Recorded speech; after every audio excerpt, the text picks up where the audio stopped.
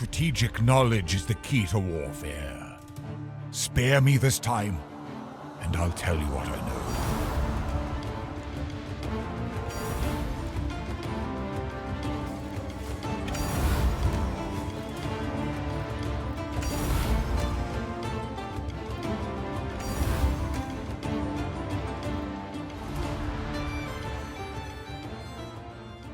Welcome back, everyone. Today I just wanted to talk about one of the most enjoyable farms that I've been running personally, and that is Grav farming.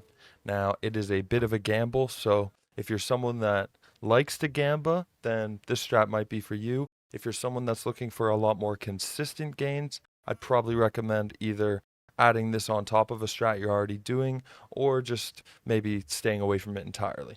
Now, this strat can be a bit hit or miss, but having done about 180 of them now, I can say that it does give you pretty consistent gains over the long term. Another thing that I love about this strat, and something that I always try and incorporate into the strats that I'm doing, is the chance to have those big wins. It's always nice doing something where you know you could end up with something that really hits the jackpot.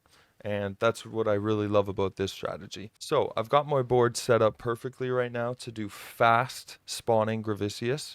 We are only farming transportation. We have Chimeria here too, hopefully going for the headhunter. It's really cheap by now at this point in the league, but you know, just getting it as a drop would still be fun. I'm still missing a couple links from Chimeria here, but Grav is all set up, so all 8 members. If you're wondering how I set my board up or how you go about farming Grav, I'm going to link to Viz's video that he did earlier in the league. It is a fantastic video. It explains perfectly how you farm Grav and all the things you need to know about Betrayal. So go check out that video if you're wanting to learn how to do the farm. So I wasn't tracking for the first 40 or so runs, but I have been tracking for the past 140. So we're able to look at how consistent are the gains and where are we making them. As you can see, I've got a tink beside each of the big drops here. And sometimes, like right here, you go for a big dry period. But besides that, it's fairly consistent with how often you're hitting them, usually between 10 to 20 houses. Now, I did have a few drops before I started tracking that I'd like to just mention. We did get a Desecrated Virtue, which I got in an Awakened Void Manipulation support, so I sold that for 16 Divine. I got 2 Sephiroths, so that's 20 Divine. Divine Beauty is 8 Divine. Or no, is it 7 Divine? It might be 7 Divine. And then Brother's Gift, which is 5 Divine. My first 30 or 40 houses just went amazing, like stacking Divine. That's what made me want to go on and see how does this compare over a longer period of time. So after 123, we finally got a big drop, and that was the 7 years of bad luck. That was awesome to get. It was a full mirror shard, and I sold that for, I think, about 35 Divine it's at. We then got the Enlightened a little bit later, and that is just an Enlightened level 3. So that's about 3 Divine or so. We did get 2 Divine Beauties within 3 turns. So we did one, skipped a house, and then got another Divine Beauty. So like I said, this can be hit or miss, but if you do get lucky, then this can be a very profitable farm. Yeah, then we got a Broken Promises. The ring that I got from it wasn't very good. We got a Brother's Stash. If it was in, a couple years ago, that would have been really good. 5 Exalts. It's about, I don't know, 80 Chaos right now.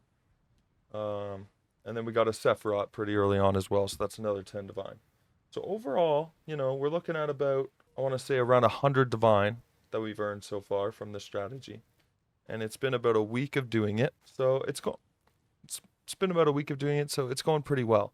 I'm still aiming for that mirror. I'm going to hopefully keep going. I'll probably stop maybe around 200 or so. But who knows? It's going to be a long league. I might get the urge to try and see if we can make that mirror a bit later on. For right now, I do have a Safehouse set up and ready to go.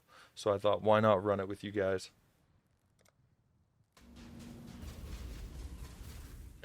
So another good thing about these is that all the Safehouses are a fantastic experience.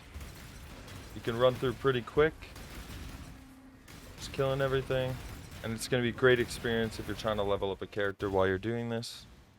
You dare foul this sanctuary to the death! Bring your Inquisition, Exile. I guarantee I personally run. Great thing about if you have Gravicius in as your leader when you do the safe house is that he will come out level 3 again. So you can have some really quick back-to-back safe houses where you're doing safe house, one map, and then you're straight back to a safe house again, depending how it works out. So just for luck, I always do the Chimera first. Didn't get anything good that time, but another good thing about Chimera is getting all these uniques, you can disenchant them. So with those 50 mil boats, everyone needs dust, so it's always nice to get a couple extra uniques. Now, got the big stash here. Can we get something good? Let's find out. Here we go. Nothing today. What do we get? Echoes of Love. So Fatelda's Spike, 2 Implicit Corrupted. That's going to be a 2 Implicit Unique, so that'll still be good for a little bit of disenchant. Nothing good today. But yeah, even with those small drops, I've had a lot of fun. Just knowing that you could potentially get a big drop, and when those tinks do actually happen, it is very exciting. I'm going to keep working towards that mirror. Hopefully you guys are having fun if you're using this strat. Thank you guys for watching. See you guys in the next one.